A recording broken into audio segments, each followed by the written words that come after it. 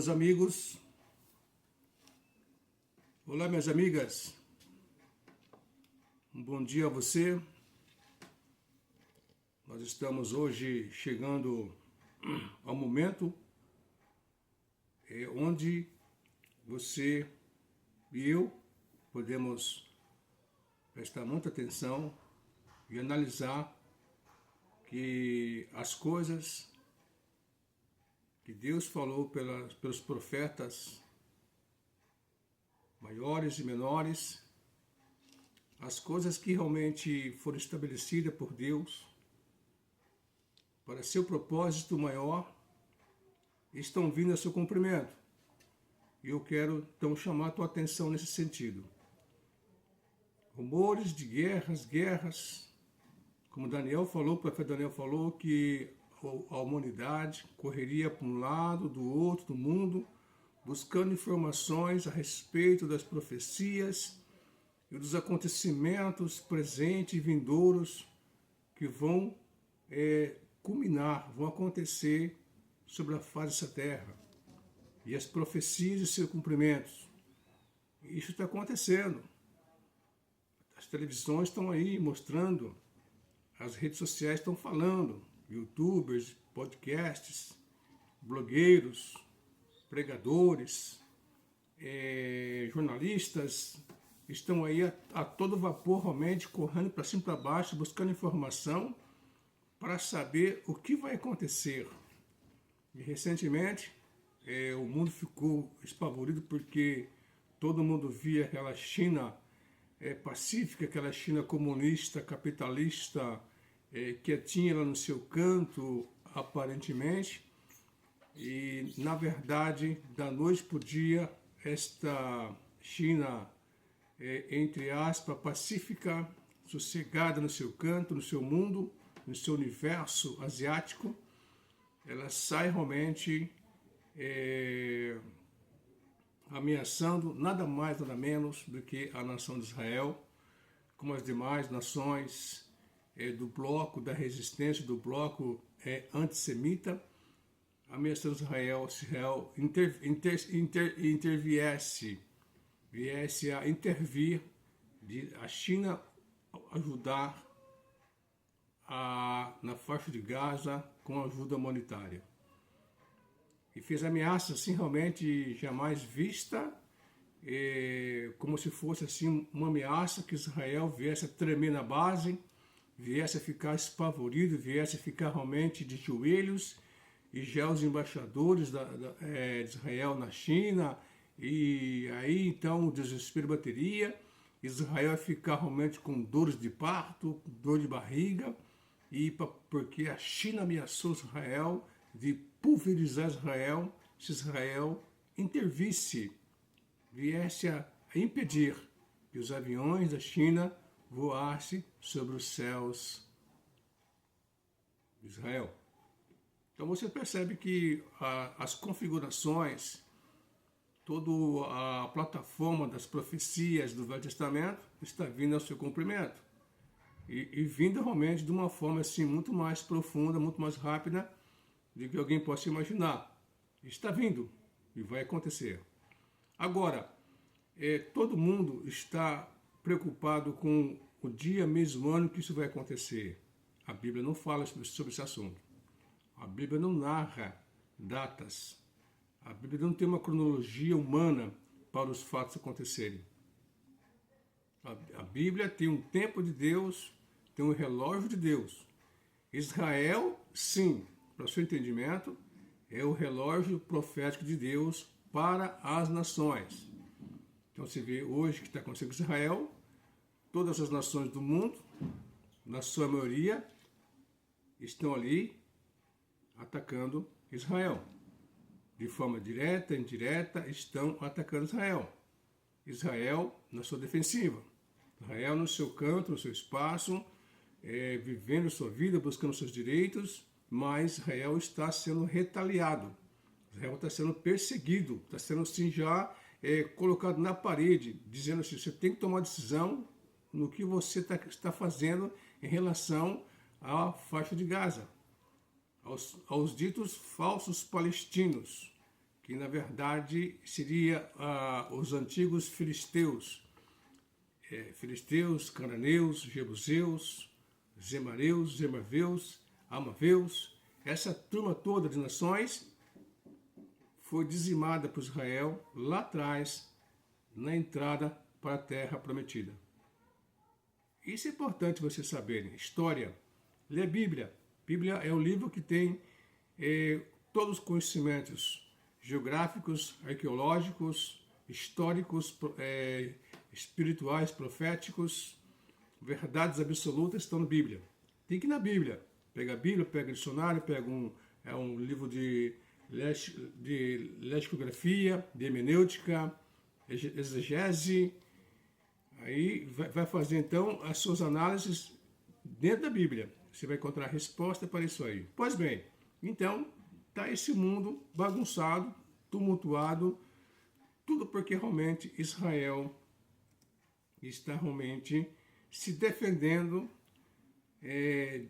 em sua soberania como nação estabelecida em 1948 pela ONU, tá certo? Já disse aqui, já repito, eu quero repetir isso aqui, onde o embaixador da ONU, nosso amado, não conhecia, mas embaixador da ONU, brasileiro, Oswaldo de Aranha, ele deu um voto em Minerva, estabelecendo então Israel como nação em 1948.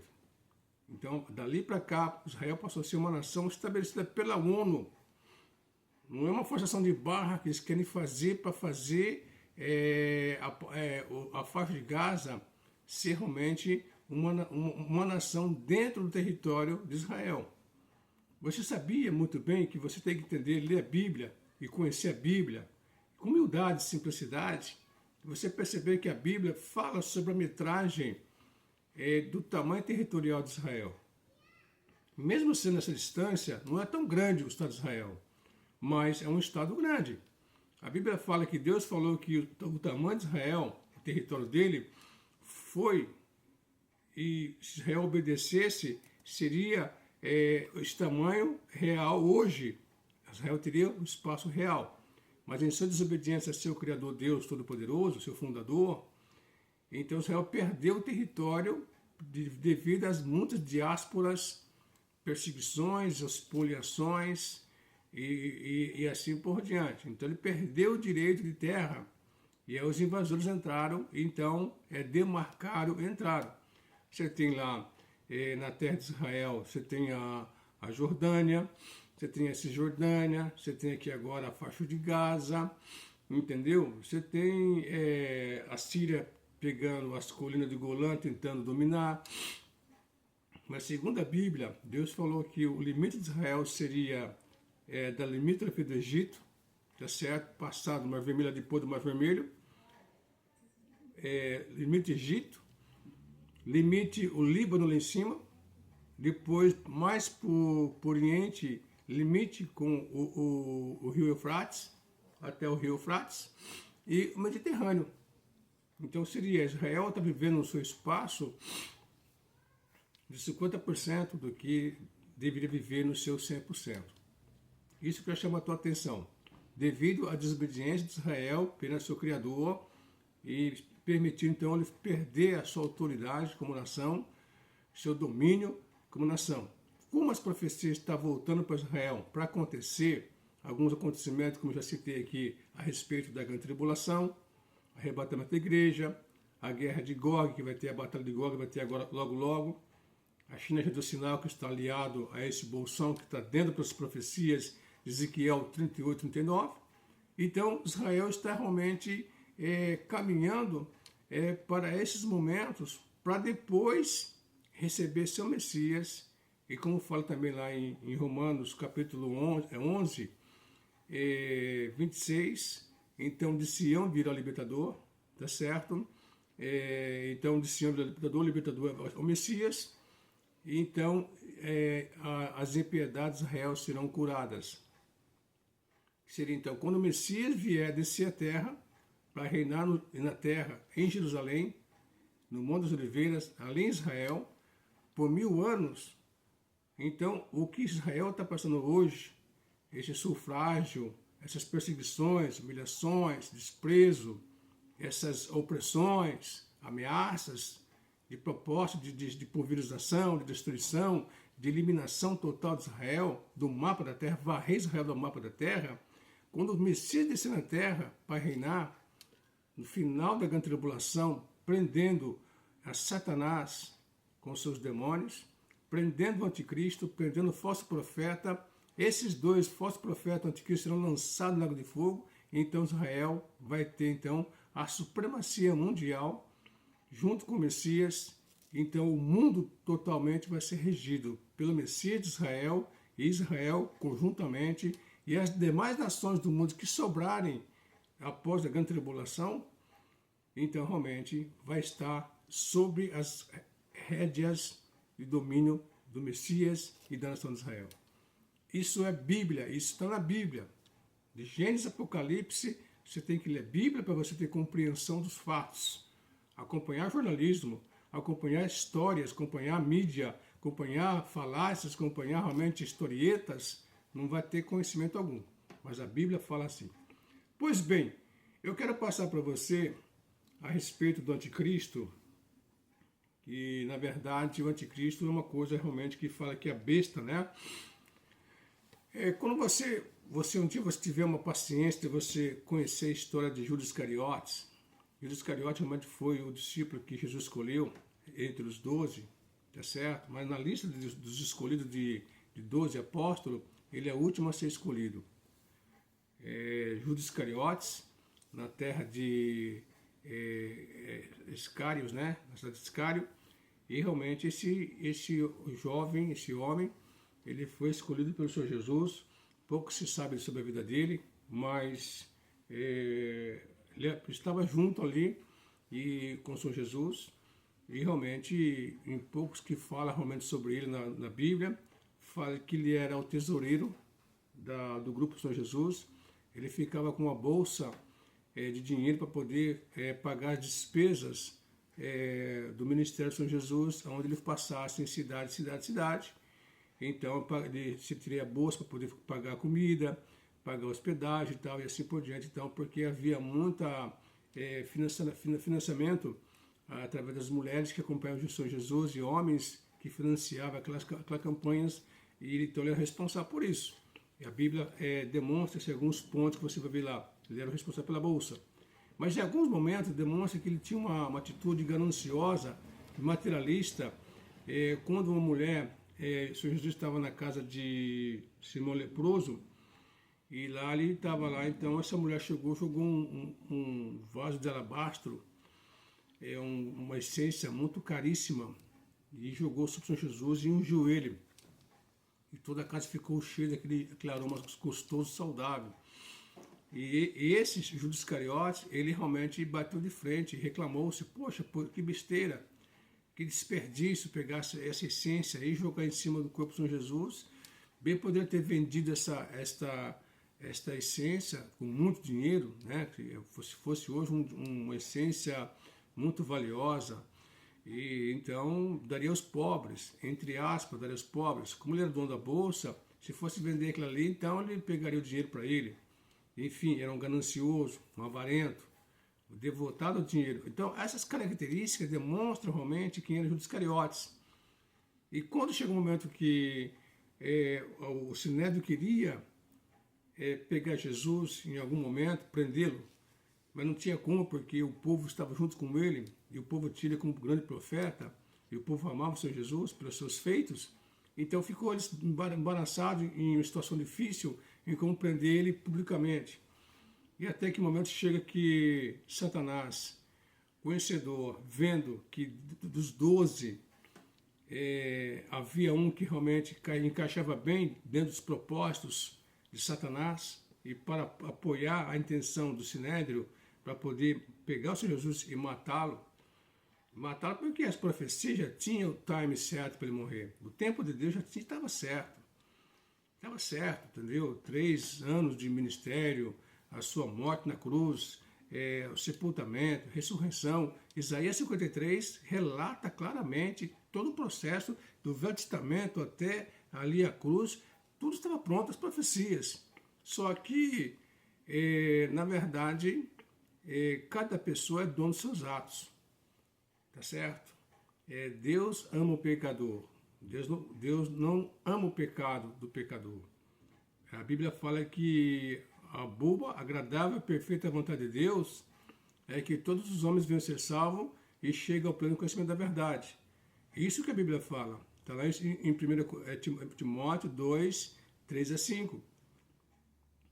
Que é boa, agradável e vontade de Deus é que todos os homens fossem salvos e viessem ao pleno conhecimento da sua verdade, da sua vontade. Fossem salvos. Porque há um só mediador. Há uma pessoa entre Deus e a humanidade. É Jesus Cristo, o homem, o qual deu a sua vida para nós, pecadores. Pois bem, o amor de Deus é muito grande. Só que Satanás usou esse Judas Iscariotes, dentre os 12, porque ele percebeu nessa pessoa, nesse homem, uma pessoa que tinha desvio moral e espiritual. Era voltado para o dinheiro, era fácil de ser comprado ele. Ele era vendilhão, ele era uma pessoa realmente corrupta, suja, mal intencionada ali. Então Satanás usou ele para poder então usar o Sinédrio. Ele foi até o Sinédrio e falou: eu posso trair Jesus. Eu sei como fazer para vocês prender ele. Então arquitetou uma situação e foi lá realmente e disse: assim, assado, eu vou fazer um esquema lá e vocês vão realmente prendê-lo dessa forma que eu vou passar para vocês. Ele fez a plataforma certinho, arquitetou certinho, como se fosse assim um grande expertise, né? Um grande espertalhão, né? E como se Deus, o universo e tudo mais, Deus não estava percebendo, não sabia que isso ia acontecer. Ele foi lá, humanamente falando, conscientemente falando, responsavelmente falando, tá certo? Era uma pessoa adulta, não era uma criança, adolescente, não era uma pessoa que não tinha conhecimento, estava ali, estava no ministério com São Jesus, conhecia o Senhor Jesus no seu ministério por 3 anos, conhecia a história, conhecia as profecias, era um judeu, tinha conhecimento dos fatos, não era inocente, só que foi irresponsável, foi realmente louco, doido, foi totalmente insano de fazer o que ele fez, de trair o Filho do Homem. Foi louco, doido, irresponsável com sua vida mesma, com a sua própria vida, de trair ao Deus eterno, ao Criador dos céus e da terra.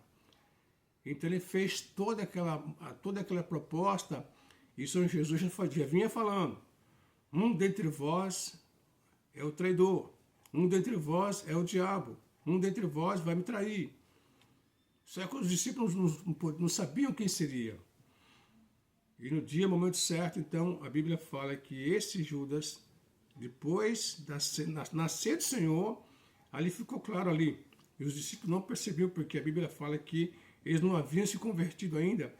Eles não tinham recebido o Espírito Santo para ter a percepção dos fatos que o Senhor Jesus estava ensinando para eles. Eles não tinham profundidade dos ensinos. Só em Pentecostes 2, quando eles receberam o Espírito Santo em suas vidas, então os seus olhos espirituais, seus ouvidos espirituais, seu coração espiritual abriu e o entendimento veio de tudo quanto realmente o Senhor Jesus falou, veio à tona a clareza para eles. E também juntamente veio a questão de Judas Iscariotes, que tinha feito aquele ato horrendo, desonesto, aquele ato realmente totalmente reprovável, mas já tinha acontecido. Agora estava com o Espírito Santo, era uma nova criatura, estava a serviço do Senhor Jesus, num outro patamar. Então, na ceia, o Senhor Jesus falou: aqui há um traidor, um de vós é um traidor. E os discípulos na ceia, na última ceia, ficaram totalmente perturbados ali, aquela inquietação, perguntando um para o outro, tal, até perguntar para o Senhor Jesus: Senhor Jesus, sou eu? Na inocência, sou eu o traidor? E outros diziam também: eu sou eu. Ele falou assim: aquele que eu molhar o pão e der para ele, molhar o pão no vinho e der para ele, esse é o traidor. Mesmo assim, eles não entendiam, não estavam entendendo porque eles não tinham o Espírito Santo de Deus. Assim também são as pessoas que não têm o Espírito Santo de Deus, não compreendem as coisas de Deus, porque o homem natural, ele não compreende as coisas de Deus. Tá certo? Porque as coisas de Deus se discernem espiritualmente falando. E só quem é espiritual vai entender as coisas espirituais. Só quem nasceu de novo, recebeu o Senhor Jesus como seu Salvador, Senhor, em sua vida, e largou a velha vida, passou para a nova vida, anda cheio do Espírito Santo, lê a Bíblia, ora e deixou as práticas mundanas, não pertence mais ao mundo, está no mundo, mas não pertence ao mundo, vai compreender as verdades da Bíblia. Então eles não entendiam aquilo. Aí ele deu para Judas, aí ele falou assim para Judas, vai, faça o que tem que fazer rapidamente. E Judas saiu dali já, e a Bíblia fala ali que naquela mesma hora que ele recebeu o pão com vinho, Satanás entrou no corpo dele. O Senhor Jesus fala uma coisa muito importante, ele fala assim, ai daquele pelo qual o Filho do Homem é traído. Seria melhor que esse homem não tivesse nascido. Não houve também entendimento ali, porque os discípulos não tinham ainda recebido o Espírito Santo, não tinham conhecimento da palavra de Deus, não tinham profundidade, porque eles só estavam ouvindo verdades, e quando o Espírito Santo viesse a eles, em Pentecoste, então as verdades de Deus ficariam claras para eles, abririam os olhos do entendimento para eles. As escamas dos olhos, a surdez, o coração endurecido, seria transformado em pessoas segundo o coração de Deus. E aí então, futuramente eles entenderam aquilo. O que aconteceu quando ele percebeu, Judas, que ele tinha traído o Senhor Jesus e que o que ele queria não deu certo, e ele viu então que sentiu que tinha traído um justo, ele volta para o Sinédrio, para os demais arquitetos de Satanás, os articuladores de Satanás, os inimigos de Deus, tá certo? Do Sinédrio, sacerdotes, escribas, rabinos, tudo mais. Ele falou assim, eu traí sangue inocente e quis devolver o dinheiro. Ele falou assim, isso é com você. E ele jogou as moedas no chão e saiu desesperado, entendeu? E saiu para a morte. E foi se enforcar. Seria, quando o Senhor Jesus fala aquilo que seria melhor que esse homem não tivesse nascido, subentende então que o que aconteceria com essa pessoa depois da morte, então realmente seriam coisas horríveis.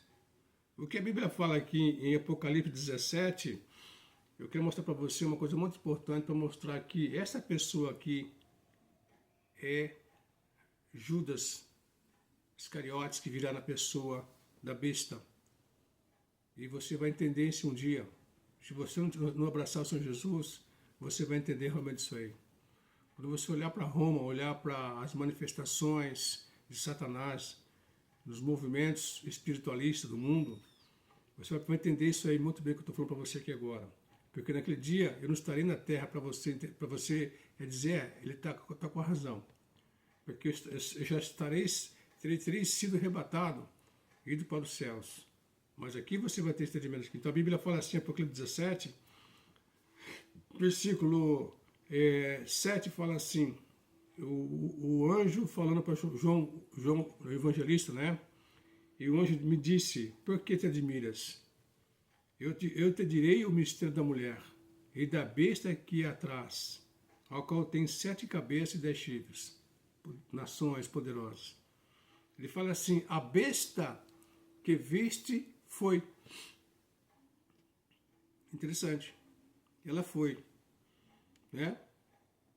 Porque a revelação aqui, João estava na ilha de Patmos, tá certo? Ali, no espaço da Grécia ali, tá certo? Ele estava ali na ilha de Patmos, preso, e realmente ele foi levado para o dia do Senhor, lá para o futuro. Aqui é no final do ministério dele, já estava velho. Já tinha passado mais ou menos já uns 40 anos, mais ou menos, já para mais. Uns 50, 40 anos, já para mais, uns 50 anos talvez, eu creio. Do ministério, 50 anos para mais, do seu ministério com o Senhor Jesus. Quando ele estava com o Senhor Jesus, ele assistiu toda aquela situação, nascer do Senhor, porque ele era o mais jovem, era um garoto novo. Eu creio, uma faixa de 18, 17 a 23 anos de idade, novo demais. Para esse momento do Apocalipse, está muito mais velho já, no fim da vida, com 80 para 90 anos de idade. Então seria, então ele, quando eu falei a besta que viste, já foi. E ele começou a analisar, então foi. E aí fala assim, já não é. E há de subir do abismo.